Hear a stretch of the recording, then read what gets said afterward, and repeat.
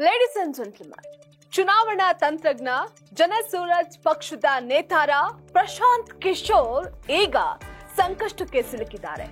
ಪ್ರಶಾಂತ್ ಕಿಶೋರ್ ಪಶ್ಚಿಮ ಬಂಗಾಳ ಮತ್ತು ಬಿಹಾರ ಎರಡೂ ರಾಜ್ಯಗಳಲ್ಲಿ ಮತದಾರರಾಗಿ ನೋಂದಣಿಯನ್ನ ಮಾಡಿಕೊಂಡಿದ್ದಾರೆ. ಏನೋ ಮಾಡೋದಕ್ಕೆ ಹೋಗಿ ಮತ್ತೇನೇನೋ ಮಾಡ್ಕೊಂಡೆ ಅಂತ ಕೈಯನ್ನ ಹಿಸ್ಕೊಳ್ತಾ ಇದ್ದಾರೆ. ವೀಕ್ಷಕರೇ, ಇದು ಎಕ್ಸ್ಕ್ಲೂಸಿವ್ ಸ್ಟೋರಿ. ನೆಲ ಜಲ ಭಾಷೆಗಾಗಿ ಪ್ರಾಮಾಣಿಕ ಪತ್ರಿಕೋದ್ಯಮ.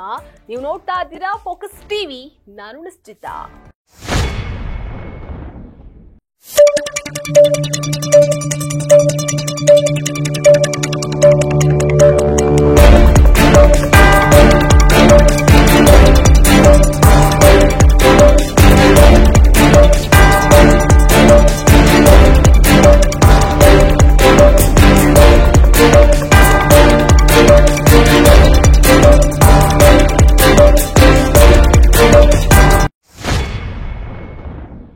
ಬಿಹಾರ ವಿಧಾನಸಭಾ ಚುನಾವಣೆಯ ಸಂದರ್ಭದಲ್ಲಿ ಪ್ರಶಾಂತ್ ಕಿಶೋರ್ ಸುದ್ದಿಯಾಗಿದ್ದಾರೆ. ಚುನಾವಣಾ ಎಕ್ಸ್ಪರ್ಟ್. ಕಳ್ಳಾಟ ಬಟ ಬಯಲಾಗಿದೆ.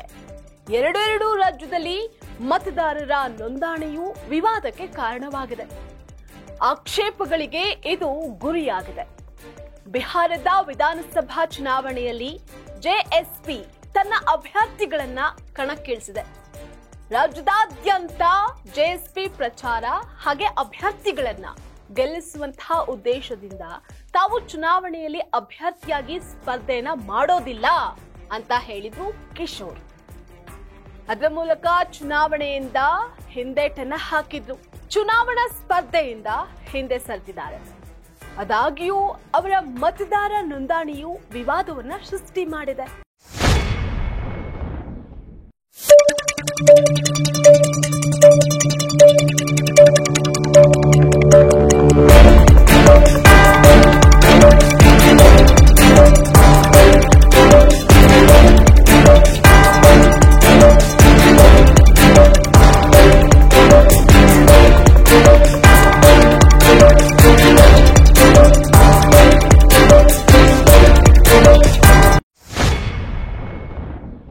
ಬಿಹಾರದ ರೋಹ್ತಾಸ್ ಜಿಲ್ಲೆಯ ಕರ್ಗಹಾರ್ ವಿಧಾನಸಭಾ ಕ್ಷೇತ್ರದಲ್ಲಿ ಕಿಶೋರ್ ಮತದಾರರಾಗಿ ನೋಂದಾಯಿಸಿಕೊಂಡಿದ್ದಾರೆ. ಕೊನಾರ್ನಲ್ಲಿರುವ ಮಧ್ಯ ವಿದ್ಯಾಲಯವು ಅವರ ಪೂರ್ವಜರ ಗ್ರಾಮವಾಗಿದ್ದು ಅವರು ಆ ಮತಗಟ್ಟೆಯಲ್ಲಿ ಮತವನ್ನ ಚಲಾಯಿಸಲಿದ್ದಾರೆ. ಆದ್ರೆ ಅವರು ಪಶ್ಚಿಮ ಬಂಗಾಳದಲ್ಲಿಯೂ ಮತದಾರರಾಗಿದ್ದಾರೆ ಅನ್ನುವಂತಹ ಎಕ್ಸ್ಕ್ಲೂಸಿವ್ ಮಾಹಿತಿಯನ್ನ ಫೋಕಸ್ ಟಿವಿ ನಿಮ್ಮೆದುರು ಬ್ರೇಕ್ ಮಾಡ್ತಾ ಇದೆ. ಪಶ್ಚಿಮ ಬಂಗಾಳದ ಮುಖ್ಯಮಂತ್ರಿ ಮಮತಾ ಬ್ಯಾನರ್ಜಿಯವರ ವಿಧಾನಸಭಾ ಕ್ಷೇತ್ರದ ಭವಾನಿಪುರ ಎಂಎಲ್ಎ ವ್ಯಾಪ್ತಿಯಲ್ಲಿ ಪ್ರಶಾಂತ್ ಕಿಶೋರ್ ಮತದಾರರಾಗಿ ನೋಂದಣಿಯನ್ನ ಮಾಡಿಕೊಂಡಿದ್ದಾರೆ.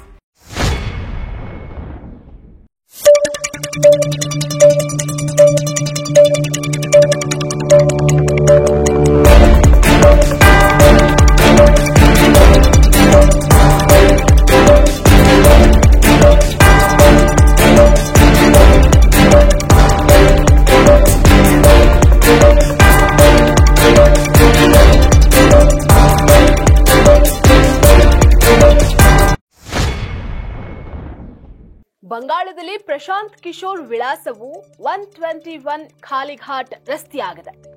ಇಲ್ಲಿ ಗಮನಿಸಬೇಕಾಗಿರುವಂತಹ ವಿಷಯ ಏನಪ್ಪಾ ಅಂತ ಅಂದ್ರೆ, ಇದೇ ರಸ್ತೆಯಲ್ಲಿ ಟಿಎಂಸಿ ಪ್ರಧಾನ ಕಚೇರಿಯೂ ಇದೆ. ಅಲ್ಲಿ ಕಿಶೋರ್ ಮತದಾನ ಮಾಡುವ ಮತಗಟ್ಟೆಯು ಬಿ ರಾಣಿಶಂಕರಿ ಲೇನ್ನಲ್ಲಿರುವಂತಹ ಸೆಂಟ್ ಹೆಲೆನ್ ಶಾಲೆ ಅಂತ ಪಟ್ಟಿಯನ್ನು ಸಹ ಮಾಡಲಾಗಿದೆ. 2021ರ ಪಶ್ಚಿಮ ಬಂಗಾಳ ವಿಧಾನಸಭಾ ಚುನಾವಣೆಯ ಸಂದರ್ಭದಲ್ಲಿ ಕಿಶೋರ್ ಅವರು ಟಿಎಂಸಿಗೆ ರಾಜಕೀಯ ಸಲಹೆಗಾರರಾಗಿ ಕೆಲಸವನ್ನ ಮಾಡಿದ್ರು. ಬಂಗಾಳದಲ್ಲಿ ಮತದಾನವನ್ನ ಸಹ ಮಾಡಿದ್ರು. ಎರಡೂ ರಾಜ್ಯಗಳಲ್ಲಿ ಮತದಾನದ ಹಕ್ಕನ್ನ ಹೊಂದಿರುವುದರ ಬಗ್ಗೆ ಕಿಶೋರ್ ಇದುವರೆಗೂ ಪ್ರತಿಕ್ರಿಯೆಯನ್ನ ನೀಡಿಲ್ಲ. ಅವರ ಸಂಪರ್ಕಕ್ಕೆ ಯತ್ನಿಸಿದವರ ಸಂಪರ್ಕಕ್ಕೂ ಸಹ ಅವರು ದೊರೆತಿಲ್ಲ. ಒಟ್ನಲ್ಲಿ ರಾಜಕೀಯದಲ್ಲಿ ಏನನ್ನೋ ಕಡ್ದು ಗುಡ್ಡೆ ಹಾಕ್ತೀನಿ ಅಂತ ಬಿಹಾರಕ್ಕೆ ಬಂದಿರುವ ಪ್ರಶಾಂತ್ ಕಿಶೋರ್ ಈಗ ಎರಡೂ ರಾಜ್ಯಗಳ ಮತದಾರರ ಪಟ್ಟಿಯಲ್ಲಿ ಹೆಸರನ್ನ ನೋಂದಾಯಿಸಿ ದ್ರೋಹವೆಸಗಿದ್ದಾರೆ. ಈ ಪ್ರಕರಣ ಯಾವ ತಿರುವನ್ನ ತೆಗೆದುಕೊಳ್ಳುತ್ತೋ ಅನ್ನುವಂತಹದನ್ನ ಕಾದ್ ನೋಡಬೇಕಾಗಿದೆ. ಇದಾಗಿತ್ತು ಎಕ್ಸ್ಕ್ಲೂಸಿವ್ ಸ್ಟೋರಿ ನೆಲ ಜಲ ಭಾಷೆಗಾಗಿ ನೋಡ್ತಾ ಇರಿ ಫೋಕಸ್ ಟಿವಿ.